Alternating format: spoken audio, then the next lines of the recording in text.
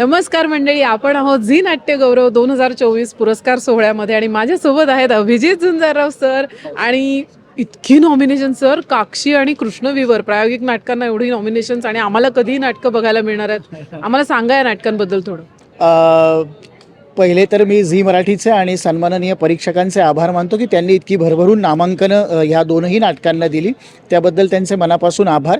ही दोनही नाटकं लवकरच खरं तर रंगभूमी.com माध्यमातूनच तुम्हाला सगळ्यांना बघायला मिळतील असे आमचे प्रयत्न सुरू आहेत. मी आता अगदी शब्द देत नाही, पण प्रयत्न सुरू आहेत की लवकरात लवकर त्याचे मुंबईमध्ये प्रयोग आम्ही करणार आहोत आणि दोन्ही नाटकांचे एकत्रित प्रयोग बघण्याची संधी तुम्हाला निश्चितच मिळेल.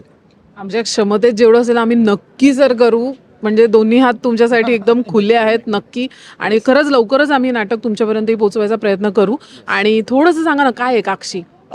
काक्षी मुळात जे 2023 हे जे वर्ष होतं ते जी ए कुलकर्णी यांच्या यांचं जन्मशताब्दी वर्ष होतं आणि जी ए कुलकर्णींना एक आजच्या पिढीकडून एक श्रद्धांजली अर्पण करावी म्हणून काक्षी ही त्यांची जी कथा आहे, कळसूत्र कथा, त्या कळसूत्र कथेवर आधारित आम्ही ते नाटक केलं. आणि त्या नाटकाला सगळी पूर्णपणे नवीन टीम आहे. काही मुलं तर त्याच्यातली पहिल्यांदा रंगमंचावरती काम करतात, अशा पद्धतीची ती सगळी टीम आहे. पण त्यांची एनर्जी आणि ते एकूण ज्या तडफेनं हे सगळं नाटक सादर करतात ही खरंच प्रत्यक्ष अनुभवण्याची गोष्ट आहे. आणि कृष्णविवर हे जे नाटक आहे ते मानवी भावभावनांवरचं आणि प्रेम या भावनेवरचं पण त्याची वेगळी व्याख्या आणि वेगळी ओळख करून देणारं असं ते नाटक आहे. दोनच पात्रांचं नाटक आहे.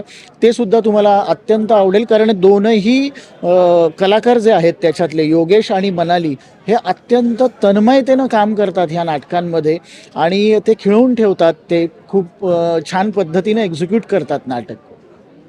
सर खूप अभिनंदन तुमचं. आणि तुमची प्रायोगिक रंगभूमीवरची जी कारकीर्द आहे, जी गोडधोड सुरू आहे जोरात, ती अशीच सुरू राहू दे ही माझी सदिच्छा आहे. आणि लवकरच आपण संपर्कात येऊ नाटकांसाठीच. नक्की.